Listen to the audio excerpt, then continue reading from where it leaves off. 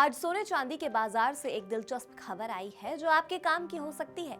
अगर आप भी सोना या चांदी खरीदने का प्लान बना रहे थे तो यह समय हो सकता है थोड़ा ध्यान देने का। अगर आप पिछले कुछ दिनों से इस बात को लेकर परेशान थे कि सोना तो अब आम आदमी की पहुंच से बाहर होता जा रहा है, तो आज आपके लिए थोड़ी राहत वाली खबर है। दिल्ली से लेकर मुंबई तक और अंतर्राष्ट्रीय बाजारों में भी सोने की चमक थोड़ी फीकी पड़ी है और कीमतें भी अच्छी खासी गिरावट दर्ज की गई है। चलिए आज उसी मुद्दे पर विस्तार से गपशप करते हैं। आखिर बाजार में यह अचानक क्या हलचल मची है और ये उतार चढ़ाव आपकी जेब और आपके भविष्य के निवेश पर क्या असर डालेगा। सबसे पहले बात करते हैं उस खबर की जो आज हर जगह सुर्खियां बटोर रही है। दिल्ली के सराफा बाजार में आज यानी 23 अप्रैल की सुबह सुबह सोने के दाम काफी नीचे गिर गए हैं। 24 कैरेट सोना, जिसे हम सबसे शुद्ध सोना मानते हैं और निवेश के लिए सबसे अच्छा समझते हैं, उसका भाव अब फिसलकर 1,54,890 रुपए प्रति 10 ग्राम पर आ गया है। आपको याद होगा कि सिर्फ एक दिन पहले ही दिल्ली में यही सोना 1,57,000 रुपए के आसपास ट्रेड कर रहा था। इसका मतलब ये है कि सीधे सीधे करीब 2,000 रुपए से ज्यादा की बड़ी गिरावट देखने को मिली है। मुंबई और कोलकाता जैसे महानगरों में भी यही हाल है। वहां 24 कैरेट सोने का भाव 1,54,740 रुपए के आसपास चल रहा है। चेन्नई में हालांकि कीमत थोड़ी ज्यादा है, लेकिन वहां भी ट्रेंड गिरावट का ही है। देश के अलग अलग बड़े शहरों में आज सोने की कीमतों में हल्का अंतर देखने को मिला है। राजधानी दिल्ली में 24 कैरेट सोना 1,54,890 रुपए प्रति 10 ग्राम पर बिक रहा है, जबकि 22 कैरेट सोने का भाव 1,41,990 रुपए प्रति 10 ग्राम है। वहीं मुंबई और कोलकाता में 22 कैरेट सोने की कीमत करीब 1,41,840 रुपए प्रति 10 ग्राम है और 24 कैरेट सोना 1,54,740 रुपए प्रति 10 ग्राम पर मिल रहा है। दक्षिण भारत की बात करें तो चेन्नई में सोना थोड़ा महंगा है, जहां 24 कैरेट का रेट 1,55,450 रुपए प्रति 10 ग्राम है और 22 कैरेट का भाव 1,42,490 रुपए प्रति 10 ग्राम है। वहीं पुणे और बैंगलोर में सोने की कीमतें मुंबई के बराबर हैं, जहां 24 कैरेट सोना 1,54,740 रुपए और 22 कैरेट सोना 1,41,840 रुपए प्रति 10 ग्राम है। कुल मिलाकर सभी शहरों की कीमतों में मामूली सा फर्क है, लेकिन ट्रेंड लगभग एक जैसा बना हुआ है। अब आप सोच रहे होंगे कि कल तक तो सब कह रहे थे कि सोना और ऊपर जाएगा, तो आज अचानक से सस्ता कैसे हो गया? इसका जवाब छिपा है दुनिया की राजनीति और अंतर्राष्ट्रीय हलचलों में। सोने के दाम कभी भी सिर्फ हमारे देश की वजह से नहीं बदलते हैं, इसका सीधा कनेक्शन पूरी दुनिया में चल रही खींचतान से होता है। इस वक्त सबसे बड़ा खेल अमेरिका और ईरान के बीच चल रहा है। खबर आई है कि अमेरिका और ईरान के बीच संघर्ष विराम यानी युद्ध रोकने को लेकर दूसरे दौर की बातचीत होने वाली है, जिससे दुनिया को शांति की उम्मीद है। हालांकि ये बातचीत फिलहाल अपनी योजना के मुताबिक सफल नहीं हो पाई, लेकिन अमेरिकी राष्ट्रपति डोनाल्ड ट्रंप ने संघर्ष विराम की अवधि को थोड़ा और बढ़ा दिया है ताकि शांति का एक मौका और मिल सके। और अनिश्चितता ने बाजार में अजीब स्थिति पैदा कर दी है। जब शांति की उम्मीद जगती है या डॉलर मजबूत होता है तो सोने की कीमतों पर दबाव बढ़ जाता है। फिलहाल डॉलर इंडेक्स में मजबूती और कच्चे तेल की कीमतों में आ रहे बदलाव ने सोने को थोड़ा नीचे ढकेल दिया है। अब जरा चांदी की चमक पर भी नजर डाल लेते हैं, क्योंकि चांदी ने तो सोने से भी तेज गोता लगाया है।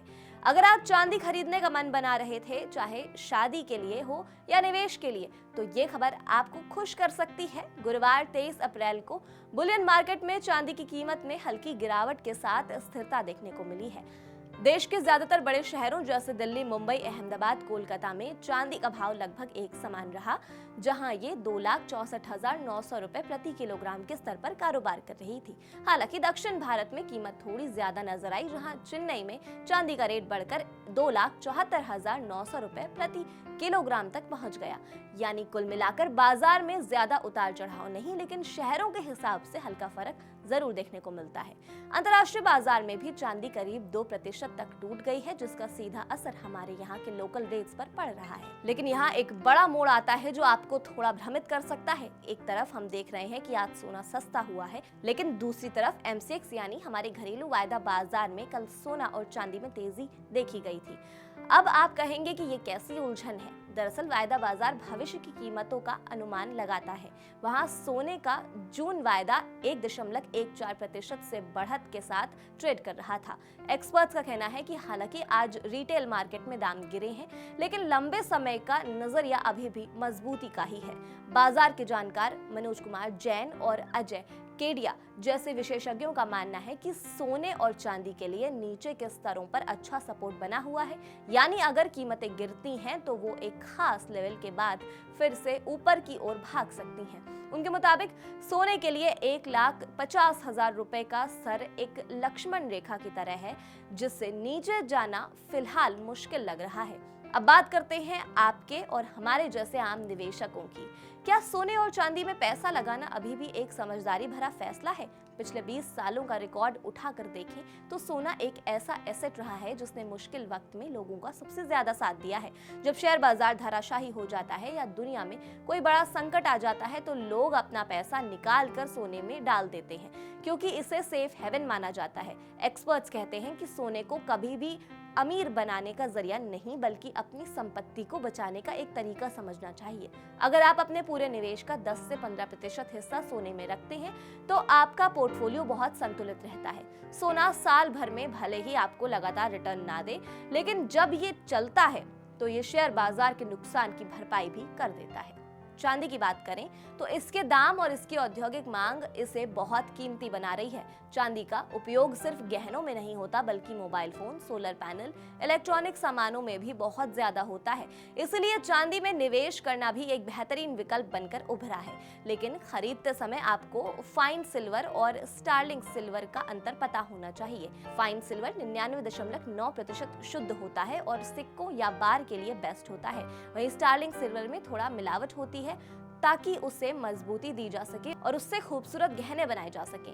अंत में अगर आप खरीदारी करने की सोच रहे हैं तो सलाह यही होगी कि बाजार की हर छोटी बड़ी खबर पर नजर रखें। अमेरिकी डॉलर की चाल और मध्य पूर्व यानी मिडिल ईस्ट में चल रहे तनाव पर नजर रखना बहुत जरूरी है, क्योंकि वहां से आने वाली एक भी खबर सोने के दाम को 2 से 3,000 रुपए ऊपर या नीचे कर सकती है। खरीदारी करते समय हॉलमार्किंग का विशेष ध्यान रखें और हमेशा पक्का बिल लें।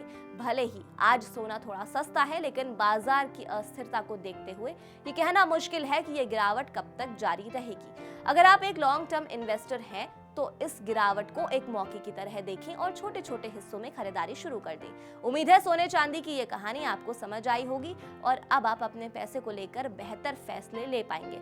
सुरक्षित रहें, समझदारी से निवेश करें और सोने और चांदी के ऐसे अपडेट के लिए दोबारा लौटिएगा हमारे चैनल कड़क पर। बाजार की बात साफ, सीधी और अंदाज कड़क। पैसे की दुनिया में आपका हर दिन होगा एकदम कड़क। कड़क लाइफ पे धड़क।